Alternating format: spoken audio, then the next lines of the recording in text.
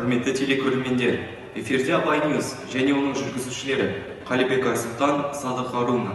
Бүгінгі жаңалықтардан көретіндеріңіз Абай атындағы нөмір 2 мектеп лицейінде 6 мен 10 ақпан аралығында цифрлық әлем ақпараттық сауаттылықты дамыту апталығы жоспарланып отыр.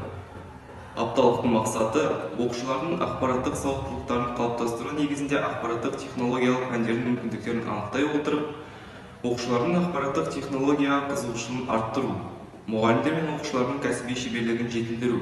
Толығырақ әріптесім Аруна баяндайды. Рахмет Айсұлтан. Құрметті мектеп ұстаздары және оқушылары. 6 мен 10 ақпан аралығында Абай атындағы нөмір 2 мектеп лицейімізде цифрлық әлем ақпараттық сауаттылықты дамыту апталығы басталады. Апталық барысында ақпанның 6 жұлдызында 21 ғасыр жаңа ақпараттық технологиялар ғасыры ақпараттық стенді, интернет тарихы және қаупі, ақпараттық қауіпсіздік және желідегі кибер қауіптер сынып сағаттары өтеді.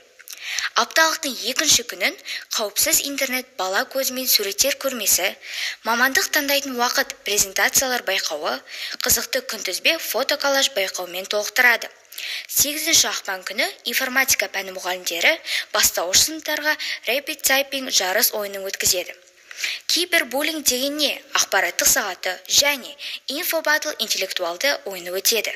Аптаның бейсенбі күні медиа сауаттылық заман талабы танымдық онлайн сағаты, менің мектептегі бір күнім видеоблог конкурсы, менің электрондық қоржыным интерактивті тапсырмалар байқауы жоспарлануда.